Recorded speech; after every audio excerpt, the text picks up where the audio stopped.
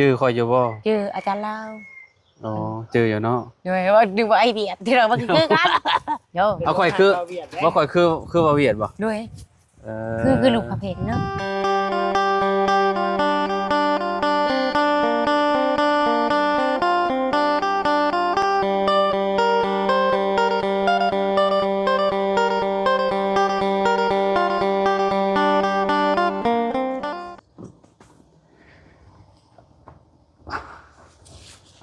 พ่อแม่พี่น้องเอ้ยเนาะเปิดภาพมามื้อนี้อยู่กับเบาลี่พี่น้องเอ้ยเนาะก่อนอื่น ไป ก็ ยิงลือ เนาะกราบสบายดีเด้อพี่น้องเด้อเนาะอยู่เซมมื้อนี้เบาลี่ อยู่หมู่บ้านแห่งหนึ่งซะ หมู่บ้านแห่งหนึ่ง เออ โอ้ได้ยินเสียงแล้วหมู่บ้านแห่ อยู่ งหนึ่ง เดือนน้องดำเพื่อนน้อง อยู่ ดำ เฮือนน้องดำพี่น้องเอ้ยเนาะก็คือเข้ามาหาน้องโอ้ย เอาแล้ มันยัง ว วะนี่ เนาะ ม่วยมันหักนี่งานเข้าเด้เนาะโอ้มันหับน้ำหนักได้อยู่บ่เดี๋ยวดิบ่ไหวเด้นี่ สะเทือนน่าจะบอกแบบนี้นะ หักบุบ ปล่อยไปแล้วสะเทือน หักบุบแล้วงานเข้าโอ้ อ่า อันนี้ก็เจ้าเห็ดแต่โดนแล้วบ่จ้ามันดอกมันยังแล้วบ่จ้านี่เนาะ ได้นะแล้วตากแดดตากฝนอยู่นี่ นั่งแล้วก็บ่ไหวมันหักลงงานเข้าเด้เนาะ เขามาหาน้องดำ ยามแรงๆพี่น้องเอ้ยเนาะเข้ามากับอันน่ะข่อยมากับเบาเตียงแรกๆมากับเบาเตียงพุ่นข่อยไปบ้านสม มื้อ ผัส นี้บ่ แม่นมื้อนี้น่ะ อื มาแล้วก็ ไปพุ่นก่อน เจ้า ไปบ้านสมผัสเพราะว่ามีเอื้อยท่านหนึงนั่นแหละเพิ่นเซตไปทางเพจข่อยว่า อยากให้ข่อยน่ะไปถ่ายเพื่อนน้องเพิ่นแน่ว่าซั่นเพื่อนไผใหม่ โอ้ เพื่อนไผใหม่หมดเลย เพื่อนนี่ก็สิพอปันกันกับเพื่อนน้องดำนี่แหละสูสีกันแต่ว่าเพื่อนเราอาจสิน้อยกว่าเพื่อนน้องเพิ่นไผใหม่เบาลีไปก็บ่พอซ้ำรับไปหาคุด พ่อแต่อันคนที่ว่าเซตหาข่อยนั่นแหละเราไปหาคุดหายังค่ำพุ่นแล้วสิมาก็เลยว่าบ่เตียงเราก็สิพาลูกเราไปอันนั้นแน่ คริสต์มาส แม่นติเราบ่มีผู้ไปหับลูกเราเด้ โอ้ เลย ไปครับ แม่ อน ยู่โรงเรียนบ่ แม่น คริสต์มาสแล้วมื้อนี้น่ะ แม่นวันที่ คิดว่าคิดมากบ่มึง เอ้า แม่นล่ะวันที่25เด้ สวัสดีปีใหม่นี่บอกว่าอายุ สบายดีปีใหม่พี่น้องอยู่ฟังพุ่นแหละเนาะต่างประเทศเนาะ ได้น่ะเราคุมอยู่เดียว กำลังสิเข้าไปแหล้วกำลังลมกับบาลีเพิ่นอยู่ลมกันก่อนเนาะ ไปก่อน จะไปเลยอันที่ใดบ่ยาว ว้าวแล้วแล้ว ยาแล้วบ่สบายดีเด้อบ่ยาวเด้อเนาะกำลังลมกันว่านี่แหละเอาไปบ้านเพิ่นไผใหม่กับบ่เห็นเพิ่นก็เลยมาพี่ว่ะมากับน้องนิวบ่าวยาว ไป ว่ะ อีกเลย ฮะ ไปอีกยามแรง โอ้ยมื้อหน้าก็ได้ ไก่บ่บ้านเนี่ย บ้านสมผัสนั่นแหละ บ่ได้ไก่แล้ว ทางแวบ้านน้องโอรินั่นแหละบ้านเบาโอริเนาะเข้าไปนั่นนึงเนาะเข้าไปนั่นนึงก็เห็นแล้วเนาะไปซะเดี๋ยวเข้าไปหาน้องเพิ่นก่อน จ้า เข้าไปหาทางน้องดำเพิ่นก่อนพี่น้องเอ้ยไปเด้อว่าหยังยังบ้านนี่คือบ่ถือผ้าเวิร์ดไปเวิร์ดมาอยู่ทางป่าบ่โอ้ย เป็นจ้ะ พี่น้องเอ้ยเนาะตอนนี้ก็มาหาทางน้องดำเพิ่นเนาะโอ้พี่น้องเอ้ยเนาะเอาวางก่อนน้องเนาะวางก่อนเนาะเอาสบายดีเด้อน้องเด้อเนาะสบายดี FC อีกคนนึงพี่น้องเอ้ยเนาะเข้ามาหาน้องดำคือเก่าคือเดิมเนาะเอาขออนุญาตเด้อน้องโดย มาสิจริง บ่เด้นะ บ่เด้ เอานี่น้องน้ำเย็นๆเด้อ เด้อกับเจลายเด้อ โดยพี่น้องเอ้ยเนาะจักน้ำโออิชิแล้วก็อีก ไปกินเยอะนี่ อ๋อนี่แซ่บอยู่บ่ เช่นใจ อ๋อขอยบ่เคยกินจักเทื่อนี่นะ หวาน อ๋อ มันให้ อันนี้คือ มันให้ลดทุน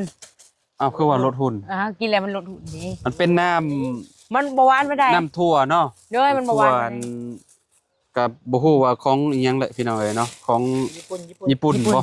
แบบว่าเขากินแล้วมันบ่หวานนั่นนะ อ๋อ แล้วเขาเอิ้นว่าลดหุ้น อ๋อ น้องเคยกินแล้ว อันนี้เด้เคยกินบ่ โอชิวะกินแล้วเคยกินแล้ว อันนี้รสหยังอันนี้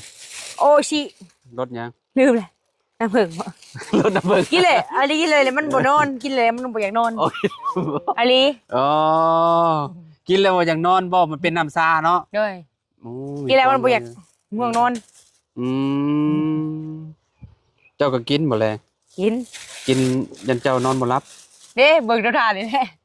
บ่เบิ่งเตาถ่านเนาะ โดย เป็นจังได๋เผาแล้วบ่เตาถ่าน เผาแล้ว ได้อันเก็บแล้วบ่ ยัง มื้อได้เก็บ 3 มื้อก็ได้เก็บ อีก3มื้อเนาะ เออ ม บ่เกิน3ดอก2มื้อก็ได้เก็บ โอ้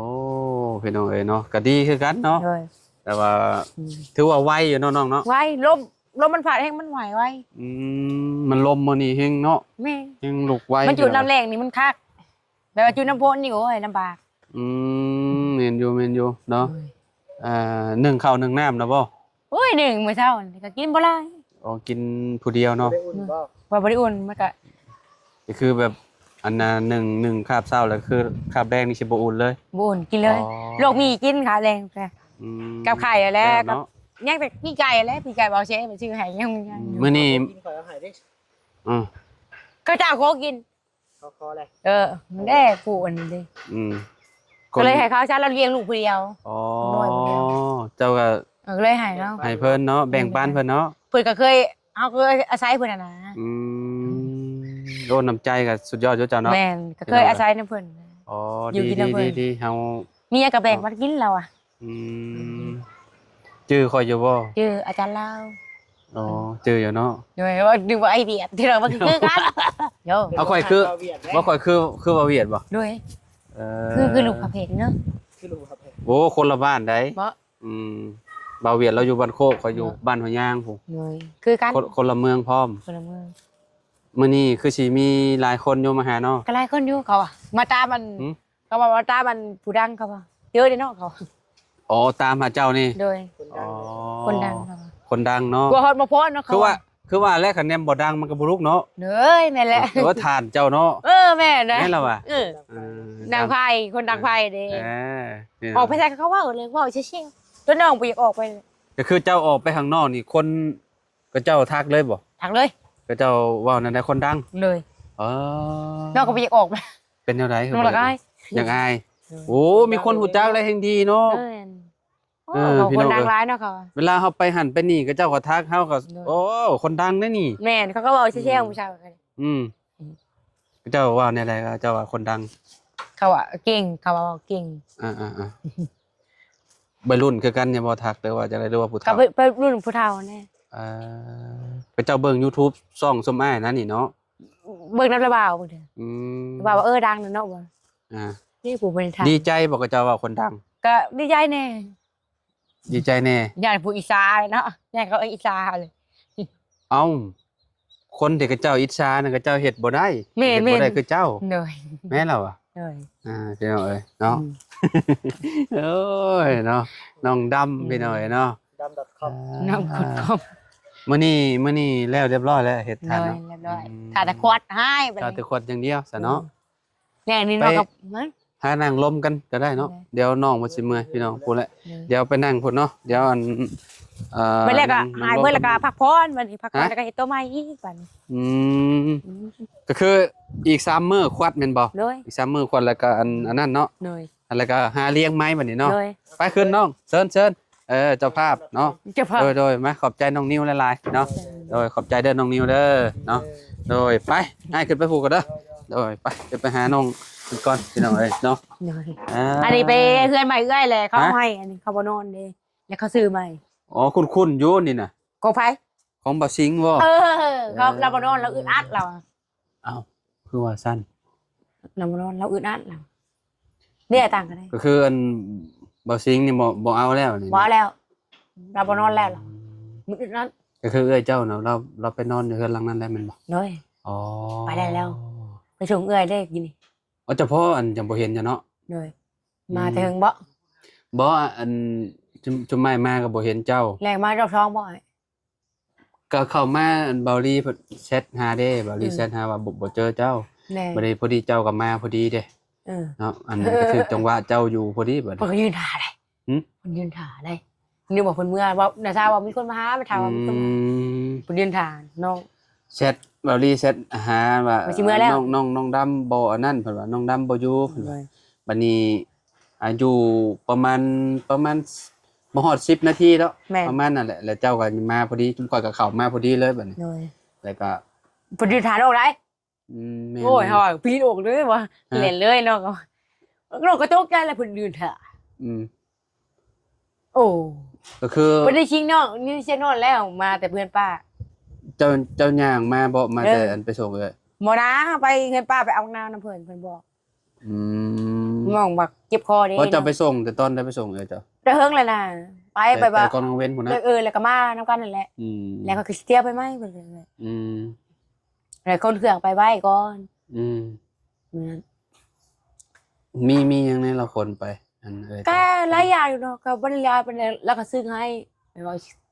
ถนอกถนอนซื้อให้ไกลไหมผมโอ้ยมุง ที่ นี่ นอนนี่เจ้าก็ปูนอนแล้วบ่ได้เนาะ มันก็มีอยู่ได้ ของเจ้ามีแบบว่า เลยปูชุงก็ได้อยู่บ่เนาะ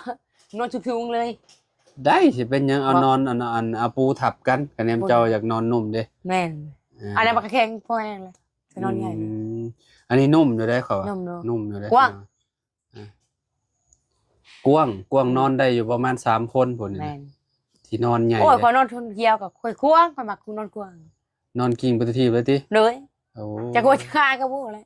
อ่า มานอนควง บางวันมีผัวไปเลยสิเฮ็ดแนวได้มันนอน ตี จะ ถี มานอน ผัว ควงฮะ ไม่ว่านอนควงตีถีพ่อเลยเด้อ โอ้โหสิบ่สิมานอนตีผัวบ่ ตีผู้ตี เออ ตีถีบบ่เลยอ้าวมันมักนอนควง บ่เคยนอนผู้เดียวเลยก็เป็นนั่นเนาะ เป็นนั่นนอนควงเลย บ่ว่า จะถึงหัวจะถึง อืม นี่ก็ถึงหัว แม่นอยู่บ่ว่าไผแหละคอย มึง ตะกี้แต่ก่อนตอนเป็นวัยรุ่นก็นอนสิว้าวบ่นอนนี่สมมุติว่านอนแบบคือเจ้านี่ ผู้เดียว แม่นนอนผู้เดียวนี่ก็คือแบบปิ่นหัว ปี ไปตะทีบเลย ปีนหัวไป ตีน ที่ ขึ้นเทิงเลย เลยแม่นเลย อืมแต่คุมื้อนี่ก็ มันใหญ่แล้วเนาะ ใหญ่แล้วฮู้จักความแล้วก็นอนอยู่บ่อนใดก็อยู่บ่อนหัน เลยนอนไปบ่นั้น แม่น อันนี้ยังเคยได้อ้าย อืมยังเป็นอยู่บ่คุมื้อนี่นะ ยังเป็น เออ เจ้ามันคือนี่ดีแลหัวมันตีก็ขึ้น เออ มันเคยแล้วบางนอนควงบางเทื่อกับหมู่ไปนอนน้ำหมู่มันก็ อืม ไก่คอไก่คอข่อย บ่ เหนื่อย โอ้เขาเอาหมู่มานอนนํแล้ว มี บ่ เคย เนอะ เคยหมู่เคยมานอนบ่เฮือน เออหมู่มานอนเลยมาไก่คอ อ๋อห ไก่ มู่ คอ เคยมานอนนำแล้ว เมื่อมา มา ไก่ ไก่ ค ค อ อเจ้า น้องแล้วก็สิบอกได้มาไก่ให้ไก่นะ อืม ผู้หญิงดอกผู้หญิงกัน อืมไม่ยังอันนี้ เขาจูลี่ ฮะ ถามให้จูลี่จูลี่ จูลี่ โดย ฝากให้เจ้า โดยฝากน้ำเอ้ยไอ้เนี่ยก็ลืมน้องก็ลืมพอดี 50โลบ่ โดยเด้พวกไว้ยัน อ๋อสำสิกินจังนี้ เยอะเกินมีแค่นึงก่อนนะ โอ้ จูลี่ คัก50โล โดย เจ้ากินบ่เดียวนี่ก็ได้อยู่ประมาณ หัว ฮอดอยู่2เดือนเนาะ โดยหัวได้ ฮอดแล้ว2เดือน เพราะว่าเจ้านึ่งข้าวแต่ละมื้อก็คือแบบคาบเดียวแล้วก็คือจบเลยแม่นบ่ จบเลย โอ้บ่ได้ เพื่อนมืออื่นได้ข่าวดึงไว้ กินข้าวแรงแล้วบ่ซะเด้อหยัง ยังอะไรก็กินดักๆไปเลย มื้อนี้ผัดหนาวซ้ำมื้อนี้เนาะ แล้ว ลมแบบวุ่นๆเลยพี่น้องอากาศคือแบบ เลย เปลี่ยนตลอดเลย มันหัดชิงหอดเขาดาวเด้ แม่นสิฮอดปีใหม่เลยเด้เนาะ เลย มื้อนี้ก็คริดมาสพี่น้องเนาะปีใหม่อยู่ฝั่งต่างประเทศแหละพี่น้องเนาะแม่น เมื่อได้ก็ได้กินไปกินอยู่พูดอีกหน่อยก็ได้ที่สมาร์ท อืม วันที่เท่าไหร่วะวันนี้วันที่จะมา ส แล้วนะ หะแม่น หมื่น27 28ได้กิน แม่นบ่อยู่พี่ก็จัดคือกันบ่ จัดเกินบ้านเขาเอง อ๋อ บ้านเขาก็บ่เคยดอกไปกินน้ำพี่โด่งนะ อืมหยุด หยุด โรงงานนี่ก็เจ้าหยุดได้ปีใหม่เนาะ มีใหม่หยุดได้ ปีใหม่อัน เอาเมื่อไปเมื่อบ้านแล้ ก็ ว คือ มี คนในโรงงานนี่ก็เจ้าเป็นคนแถวใดซะเนาะ แถวไกลเนี่ยแถวใกล้เนี่ยแถวบ้านเฮาเนี่ย อ๋อ แถวไกลเขาก็มากินข้าวอยู่พี่นอนอยู่พี่เลย อ่า กินได้มื้อเดือนนั่นแหละ เงินเดือนเท่าไหร่ครับเจ้าเดี๋ยว เอาละ 9ล้าน ตลาดกะติมีเข้าไปที่พื้นแล้วนะ เพื่อว่าสั้น ก็ว่าฉันเลยเราบ่มี เปิด แล้วมักลีมากินหัวหน้ามีเมียก็อยามักลีมากินมักใช้เปย์ผู้เช้าแบบนี้ หัวหน้าใช้หัวหน้ามาแต่ไกลพวก บ่ได้หัวลูกเราลูกชายลูกเราเอง อืมเจ้าแต่ละเดือนเจ้าได้เงินเดือนเท่าไหร่ ก็บ่ได้แหละเฮ็ดเป็นวันนั่นแหละ เอาอันเฮ็ดเจ้าเฮ็ดทานที่หยังเจ้านี่เด้ ก็ได้อยู่เพื่อ500,000 600,000เลย บ่เดือนหนึงนี่ได้จักเท่าไหร่ เตานี้ แม่นเตาเจ้านี่ เดือนเป็นสอบนี้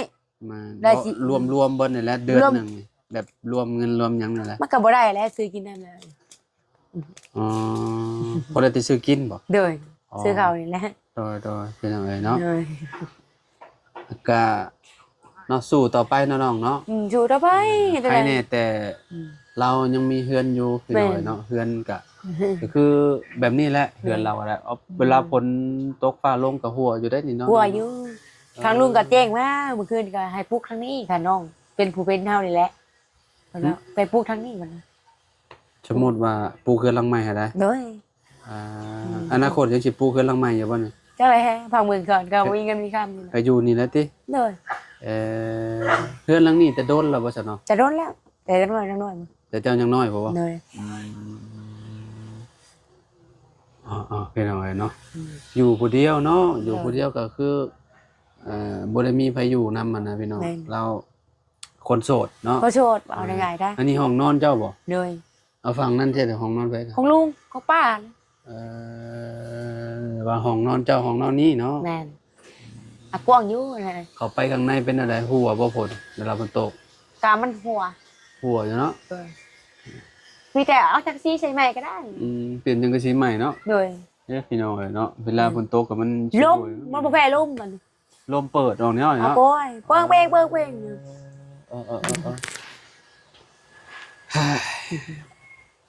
โอเคสพี่น้อยเนาะเดี๋ยวให้น้องนำเพิ่นไป